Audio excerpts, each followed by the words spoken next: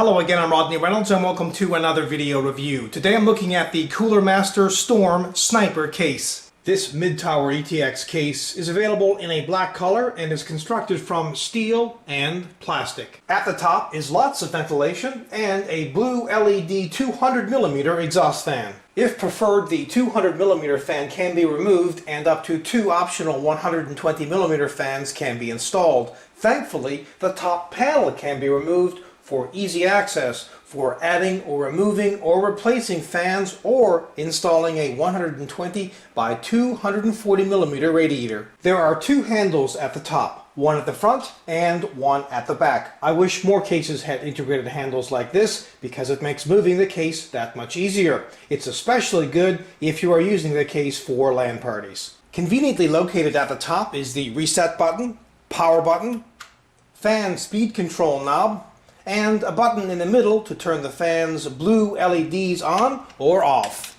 There's also an external serial ATA port, microphone jack, headphone jack, hard drive activity LED, power LED, 4 USB 2 ports, and a FireWire port. At the front there are 5 5¼ inch drive bays, and a 3½ inch drive bay can be installed in the last one using the included 5¼ inch to 3½ inch drive bay rails. Also note that each of the drive bay covers has a dust filter. The bottom section, which doubles as a dust filter, can be easily removed by pulling at the bottom to reveal a blue LED 200mm intake fan. The left side panel has lots of ventilation, which allows an optional 2 120mm fans or one optional 200mm fan to intake cool air. There's also a dust filter on the left side panel. The right side panel doesn't have a window, fans, or ventilation. At the back there are 2 holes for a water cooling system's tubes to pass through. There are also an additional 2 smaller holes for a water cooling system's tubes to pass through.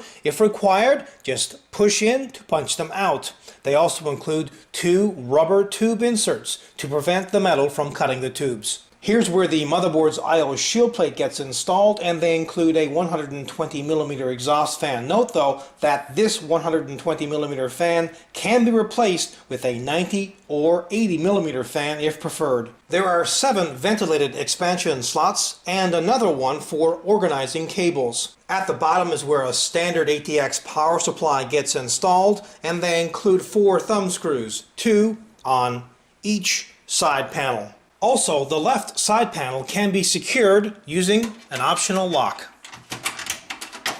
This case fits micro ATX and standard ATX form factor motherboards. There's a fair amount of room to work on the inside, but unfortunately the motherboard tray is not removable. The motherboard tray has a couple of cable management holes for cables to pass through, one at the bottom and one at the top. These are fantastic because it means cables will be hidden, and this cuts down on the cable mess inside the case and will improve airflow. Also note this very large hole on the motherboard tray, which allows access to the heatsinks or water blocks mounting hardware. Since many heatsinks and water blocks require mounting hardware to be installed on the back of the motherboard, this hole means that you won't have to remove the motherboard if you wish to remove or replace the heatsink or water block. This is extremely handy and an enormous time saver. There are 5 internal 3½ inch drive bays. Installing hard drives in these toolless, removable hard drive rail mounts is extremely easy. First, just remove the rail mount, then place the hard drive in, and note that you can also secure the hard drive with 2 screws, one on each side. Then just slip it back into place. Installing drives in the 5¼ inch drive bays is also a toolless operation. Just slip the drive into the drive bay, then push here, push again to release it. Installing cards in the expansion slots is also a toolless operation. There's a soft footing at the bottom of the case for the power supply to rest on, which prevents vibrations. One optional 120mm intake fan can be installed at the bottom, and they include a dust filter. This case also fits full-length video cards. At the bottom are 4 plastic retractable feet with rubber inserts, so they won't scratch the surface and they have excellent anti-vibration properties. Now if you want to, you can remove all of these plastic retractable feet and replace them with the included 4 rubber feet. Finally, have a listen to the stock cooling. First at the low speed,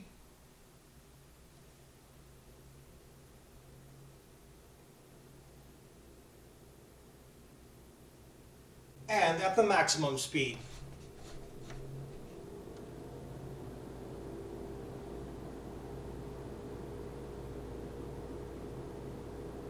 If you're in the market for a mid-sized tower case, I would keep this one at the very top of your list. Feature for feature, this is one of the very best mid-sized tower cases on the market, except for the fact that it doesn't come with a removable motherboard tray and it isn't all aluminum. Now that is not even an issue for some people. So overall, this is a 100% kick-ass product.